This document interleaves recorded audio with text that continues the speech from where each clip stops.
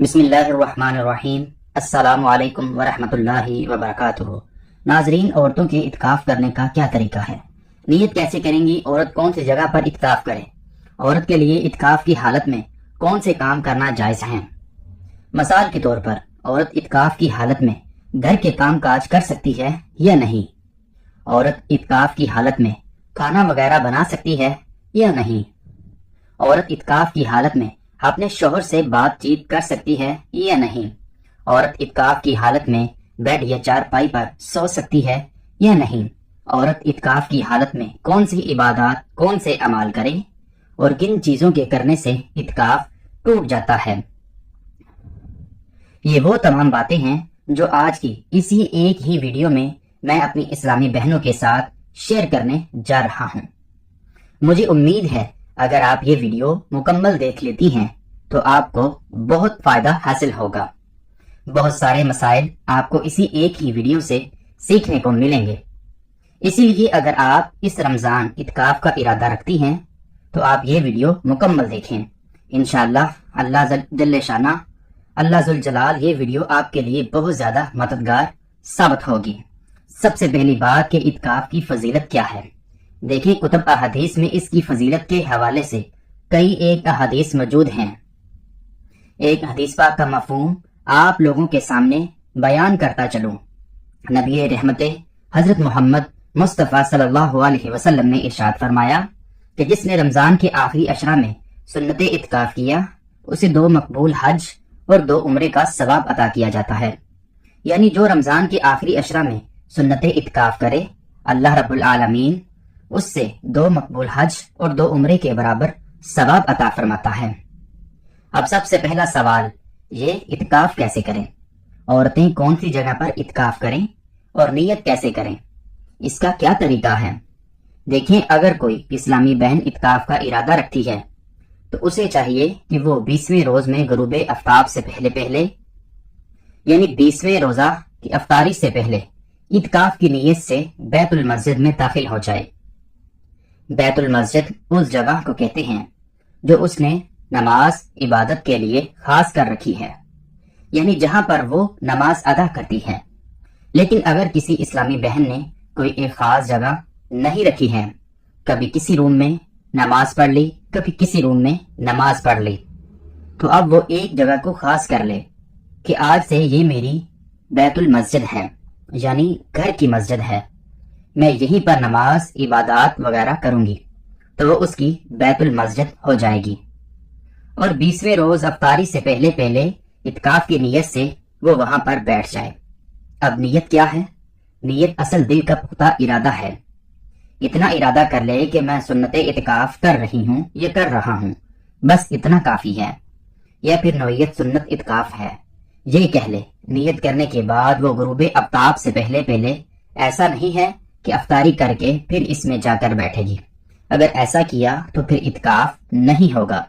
غروب آفتاب سے پہلے وہ اعتکاف کی نیت کر کے بیت المسجد میں داخل ہو جائے، افطاری وہیں پر بیٹھ کر کرے گی۔ اب وہ ہر اس چیز سے بچے جس سے اعتکاف ٹوٹ جاتا ہے، جن کاموں سے شریعت نے منع کیا ہے۔ ان چیزوں سے بچنا یعنی بغیر کسی شرعی عرض کے اگر وہ اپنی بیت المسجد سے ایک لمحے کے لیے بھی باہر آئی، چاہے بھول کر ہی کیوں نہ آئی ہو، اس کا اعتکاف جاتا رہے گا۔ تو اس چیز کا خیال کرنا چاہیے کہ بغیر کسی شرعی عرض کے اس جگہ سے باہر نہ نکلے۔ شرعی عرض یعنی واش روم جانا، ٹوائلٹ جانا، غسل کی حاجت ہے، وضو کرنا جانا، تو یہ شرعی عرض ہے، اس کے لیے وہ باہر نکل سکتی ہے۔ لیکن اس کے علاوہ وہ بغیر کسی شرعی عرض کے، یعنی ایسا نہیں ہے کہ وہ گھر والوں کے ساتھ صرف افطاری کرنے کے لیے دوسرے گھر میں جا رہی ہے، دسترخوان پر جا رہی ہے، تو اس طرح ان کا اعتکاف جو ہے وہ ٹوٹ جائے گا۔ اچھا، یہیں پر ایک چیز میں اور بھی بیان کرتا چلوں کہ جو اسلامی بہنیں سنت اعتکاف کا ارادہ رکھتی ہیں، انہیں چاہیے کہ وہ اس عشرے میں یہ دیکھ لیں کہ ان کی ڈیٹ تو نہیں آ رہی، کہیں ان کے محسوس ایام تو اس عشرے میں شروع نہیں ہو رہے، یعنی حیض اور نفاس کے، کیونکہ اگر ان کے ایام اسی عشرے میں شروع ہوں گے، اعتکاف کی حالت میں حیض و نفاس آنا شروع ہوا تو پھر ان کا روزہ فاسد ہو جائے گا، کیونکہ روزہ جو ہے یہ شرط ہے اعتکاف کے لیے۔ روزہ ٹوٹ گیا تو اعتکاف بھی جاتا رہے گا، یعنی ٹوٹ جائے گا، یعنی اعتکاف بھی فاسد ہو جائے گا۔ اسی لیے جو اسلامی بہنیں اعتکاف کر رہی ہیں انہیں یہ چیز دیکھ لینی چاہیے کہ اس عشرے میں ان کی ڈیٹ تو نہیں آ رہی۔ اگر ڈیٹ آ رہی ہے پھر وہ اعتکاف نہ کرے، اگر نہیں آ رہی تو پھر وہ اعتکاف کرے تاکہ ان کا اعتکاف مکمل ہو سکے۔ اگر روزہ ٹوٹ گیا، یعنی اگر حیض و نفاس کے علاوہ کسی اور وجہ سے روزہ ٹوٹ گیا تو جب بھی ان کا اعتکاف ٹوٹ جائے گا۔ اسی لیے ہر اس چیز سے بچنا ہے جس سے روزہ فاسد ہو جاتا ہے۔ اب یہاں پر ایک چیز اور بھی ہے کہ اعتکاف کی حالت میں اور گھر کے کام کاج کر سکتی ہے یا نہیں، کیا وہ موبائل استعمال کر سکتی ہے یا نہیں۔ بہت ساری خواتین یہ سوال کرتی ہیں کہ گھر میں کام کاج کرنے والا نہیں، اس صورت میں ہم گھر کے کام کاج، جھاڑو پوچا، گھر کے بکھرے ہوئے سامان سمیٹنا وغیرہ کام کر سکتی ہیں یا نہیں؟ تو بالکل نہیں کر سکتی ہیں۔ اعتکاف کی حالت میں عورت گھر کے کام کاج نہیں کر سکتی۔ اگر گھر کے کام کاج کرنے کی نیت سے وہ ایک لمحے کے لیے بھی بیت المسجد سے باہر آئی تو اس کا اعتکاف جاتا رہے گا، اس کا اعتکاف ٹوٹ جائے گا۔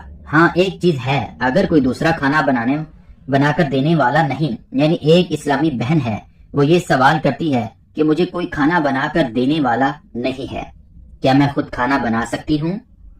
اپنے لیے کھانا، سحری اور افطاری خود بنا سکتی ہوں؟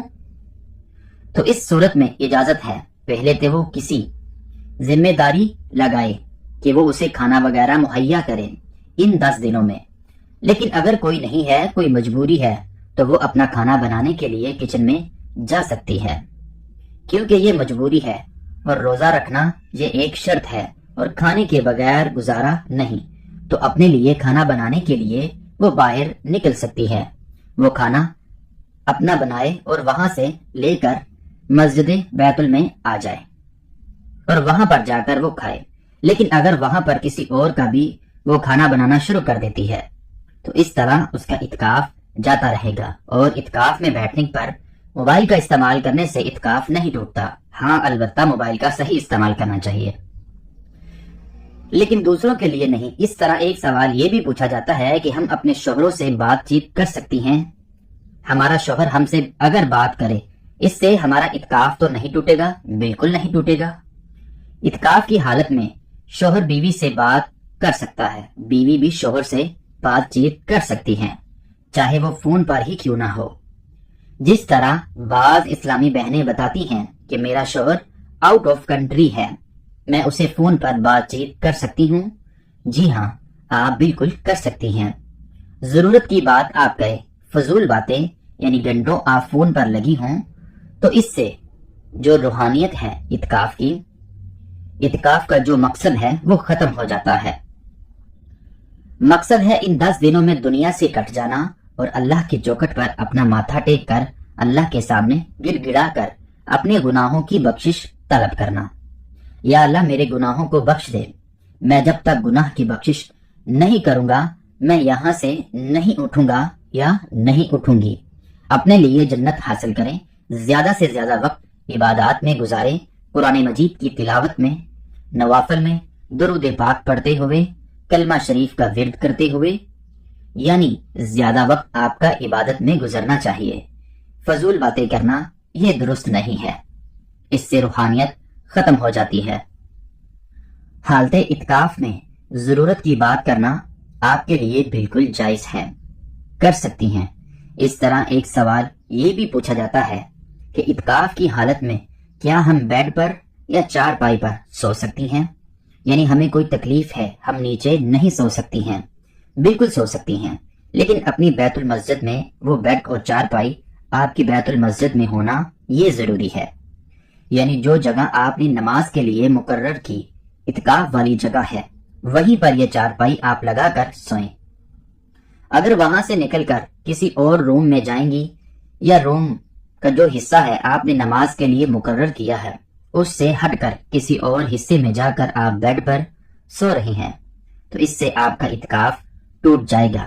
جو آپ کی بیت المسجد ہے وہاں پر آپ چارپائی لگا کر चारपाई पर सो सकते हैं। वहां से बाहर निकलकर आप सोएंगी तो आपका इत्काफ जाता रहेगा।